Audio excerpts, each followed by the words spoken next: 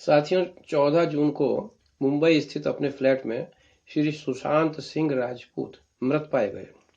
मृत्यु का कारण फांसी लगाकर मृत्यु होना, गले में फंदा और शरीर जो है वो झूलता हुआ। इस प्रकार से संदिग्ध परिस्थितियों में होने वाली मृत्यु के दो कारण होते हैं, या तो हत्या या आत्महत्या। दुर्भाग्य की बात है कि इस निधन पर गहनता से कुशल विवेचकों की एक टीम द्वारा, जिसमें फॉरेंसिक साइंस के एक्सपर्ट, अन्य विशेषज्ञ होने चाहिए, और वो अपनी विवेचना को इसी दृष्टि से प्रारंभ करें कि क्या यह हत्या है या आत्महत्या। उसके उपरांत ही किसी निष्कर्ष पर पहुंचा जा सकता है जब इस प्रकार से विवेचना की जाए।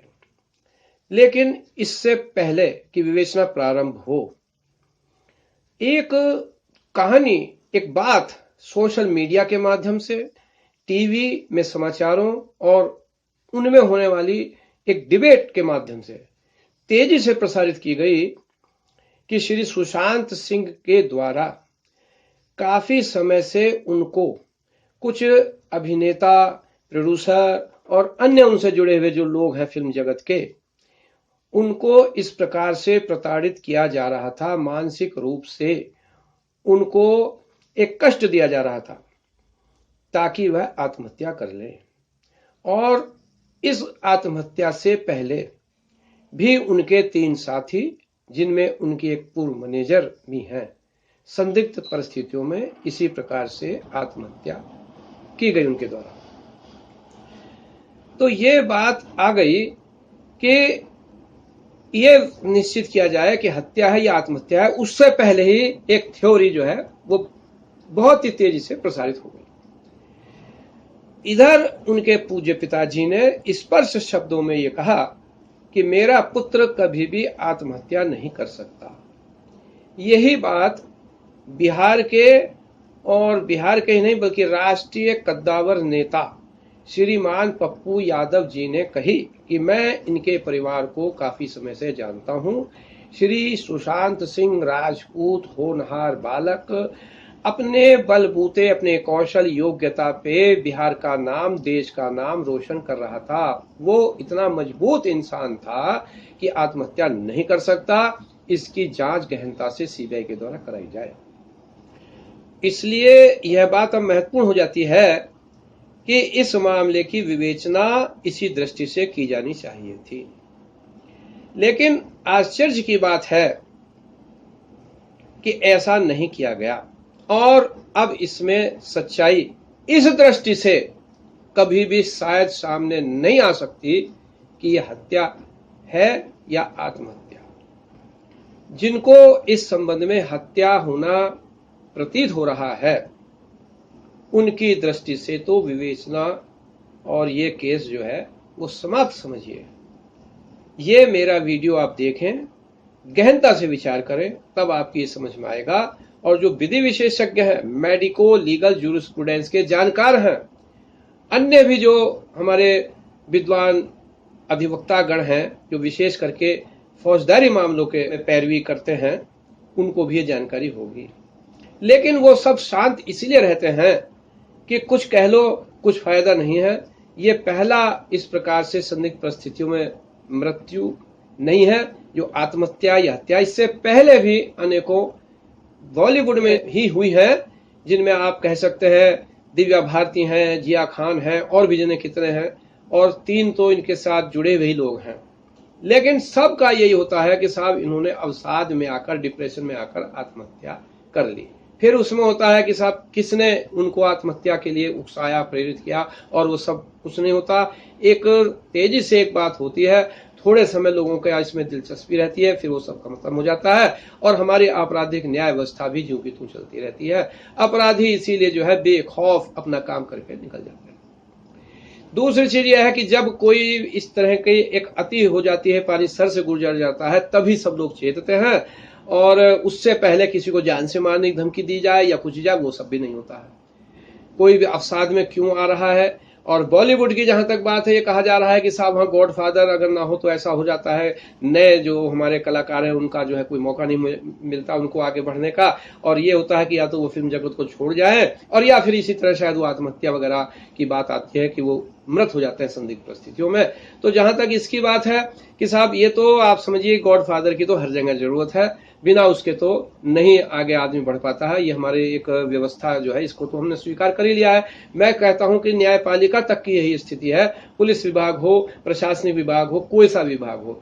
और ऐसा भी बिल्कुल नहीं है कि कोई आदमी बलबूते पर आगे नहीं बढ़ सकता, बढ़ता है और उसको जो है बहुत ज्यादा प्रताड़ित किया जाए मानसिक रूप से, तब भी बहुत कम ऐसे लोग होते हैं कि वो आत्महत्या कर लें। तो बॉलीवुड में ही ऐसे क्यों लोग हैं कि जो आत्महत्या कर लें। तो इसके पीछे जो है ये भी बहुत बड़ी शंका है कि ये हत्याएं हो सकती हैं जिनको आत्महत्या का रूप दिया जाता है। अब मैं ये बात क्यों कह जा रहा हूं, संक्षेप में मैं आप इसको समझाने की कोशिश करूंगा कि जब भी इस प्रकार की फांसी लगाकर कमरे में कोई व्यक्ति मृत पाया जाता है तो उसका सबसे पहले विवेचना अधिकारियों की टीम, विशेषज्ञों की टीम का ये एक दायित्व, विधिक कर्तव्य है कि वो गहनता से वहां पर घटना स्थल का निरीक्षण करें कि वहां पर देखिए कि जिंदा आदमी को यदि लटकाया जाए फांसी इस तरह से गले में लगाकर और मारा जाए तो वो हत्या है जिंदा आदमी को, और उसने यदि खुद ही फांसी लगाकर और अपने को मृत कर लिया है तो वो आत्महत्या है।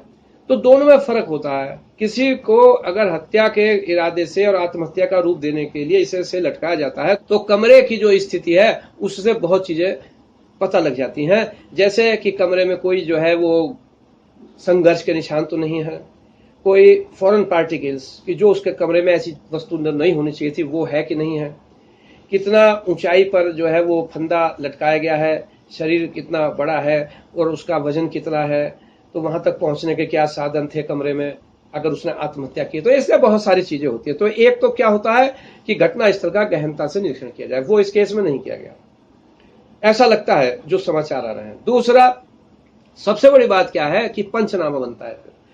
पंचनामा होता है कि जब वो मृत शरीर जो होता है उसका 5 निष्पक्ष व्यक्तियों के या उनके जो रिश्तेदार हैं उन्हीं के उपस्थिति में उसका एक पूरा सूक्ष्मता से पूरे शरीर का निरीक्षण किया जाता है, इस उद्देश्य से कि शरीर में कहीं कहीं चोट के निशान है, कंट्यूजन, एब्रेजन, नीलगु निशान या इसी तरह से और जो चीजें हैं शरीर की, मतलब पूरी क्या स्थिति है, उसका एक पूरा रिकॉर्ड बनाया जाता है। फिर उसके सबके दस्तखत होते हैं, वो पंचनामा होता है। तो उसमें मुख्यतया जो चीज देखी जाती है वो गले में उसके लिगेचर मार्क, जिससे फंदा लगाया गया है, जिससे रस्सी से या कपड़े से, वो देखा जाता है कि उसकी क्या स्थिति है।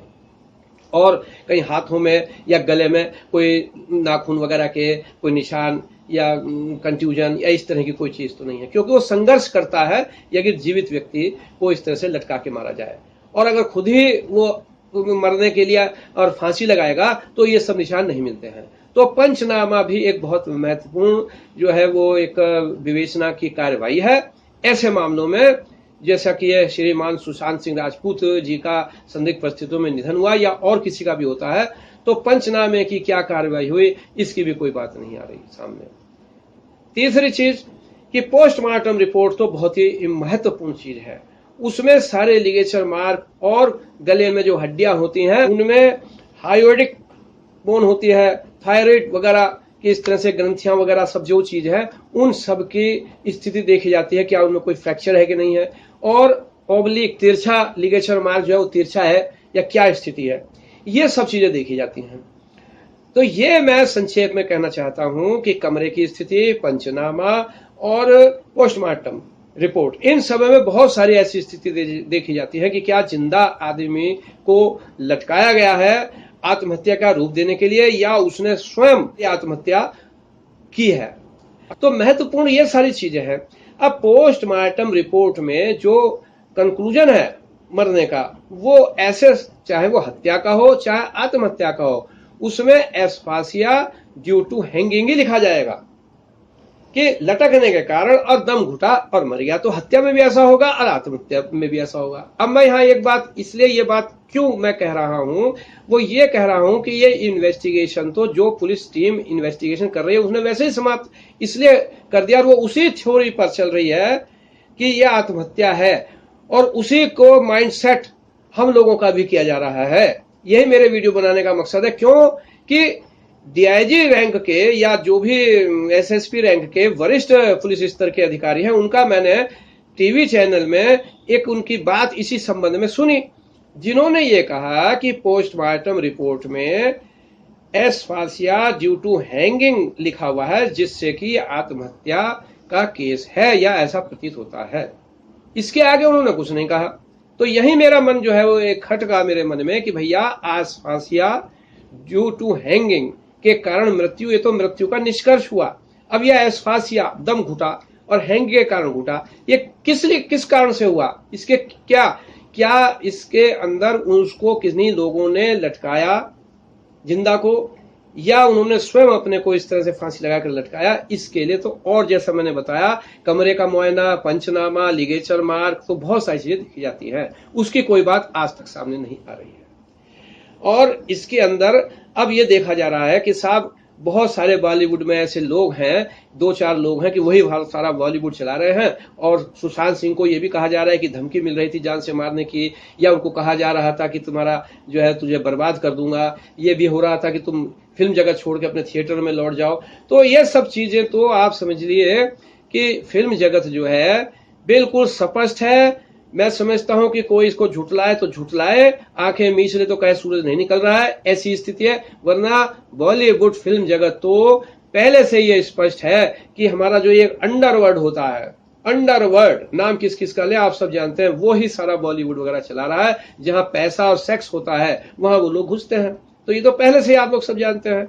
तो क्या इसकी रोकथाम के लिए हमारी सरकारें कर रही हैं? मैं समझता हूं कि शायद अब अगर समय आ गया, श्री सुशांत सिंह राजपूत जी का जो निधन हुआ है इस तरह दुखदाई एक होनहार बालक का, वो आखिरी होना चाहिए। और ये आखिरी जब होगा कि जब इस एंगल से वहां पर इस प्रकार से यदि अंडरवर्ल्ड की काली छाया बहुत समय से है तो उसे दूर करने के लिए भी हम कार्य करें।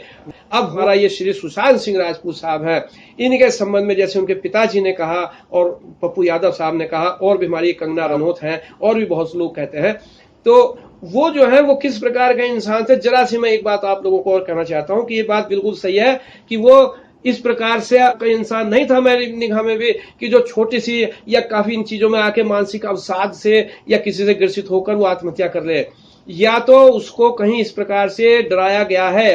आत्महत्या यदि है तो इस प्रकार से डराया गया है कि तुम्हारे को या तो तुम यहां से निकल जाओ, मर जाओ, जो कुछ हो जाओ, वरना तुम्हारे जो बिल्कुल सगे संबंधी या जिनसे वो बहुत प्यार करते हैं, जैसे चाहे उनके पिताजी हों, उनकी बहन जी हों, उनको नुकसान की बात सामने आ सकती है।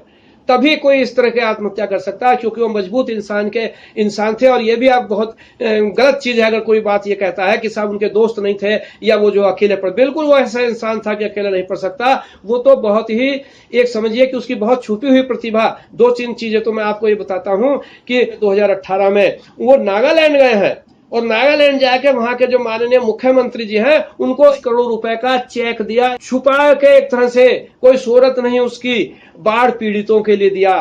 फिर वो सीआईएसएफ के जवानों से मिले, उनका दुख दर्द समझा, और वो जो है मिलिट्री में जो गरीब परिवार के बच्चे जाना चाहते थे उनको तैयार करने के लिए कि वो मिलिट्री में जाए, इसके लिए पैसा खर्च करना चाहते थे। और उनका जो है जो इंजीनियरिंग में जब उनका सिलेक्शन हुआ है, उनकी भारत में 7वीं रैंक थी, 7वीं। और यह भी स्पष्ट है कि वो कब से उनको धमकियां मिल रही थी, वो नहीं डरते थे। तो ये बहुत सारी चीजें मैं संक्षेप में अब इतना ही कह सकता हूं। और हम लोगों को आवाजें उठानी चाहिए, हम लोग सीनियर सिटीजन हैं और इस देश में तो बहुत कुछ ऐसा हो रहा है कि जो बस आप समझिए कि बच्चों का भविष्य क्या होगा नए का, बड़ा चिंतित होता है मन। हमने 44 साल में सब चीजें देखी हुई हैं, पुलिस व्यवस्था भी देखी और न्यायपालिका भी देखा। न्यायपालिका की तो स्थिति है जो पुलिस पड़ोस को रख देती है, उसी पर वो मोहर लगाती चली जाती है। अपना कोई जो है वो बस एक न्यायपालिका का सर्वोच्च स्थान है, इसलिए कोई कुछ कह नहीं सकता। तो सारा आमूल चूल परिवर्तन हो और समय रहते जागिए आप लोग। अगर सुशांत सिंह राजपूत जी को ये सही है कि बहुत पहले से इस तरह का जो है मानसिक अवसाद दिया जा रहा था, प्रताड़ित किया जा रहा था, धमकियां मिल रही थी, तो अब उनकी मृत्यु के बाद क्या इस बात में हम लोग कर लेंगे? वो तो बेचारा चला गया वो होनहार बालक। तो इस प्रकार से मेरा कहना है कि आप लोग भी खड़े होकर अपनी आवाज में आवाज मिलाया करें, और तभी हमारी ये सरकारी व्यवस्था जो है, इनका जो है आमूल चूल जो है परिवर्तन, जो गलत चीजें अंग्रेजों के जमाने से चली आ रही हैं, उनमें परिवर्तन होगा और हमारे होनहार बालकों का भविष्य सुरक्षित होगा। जय हिंद, जय भारत।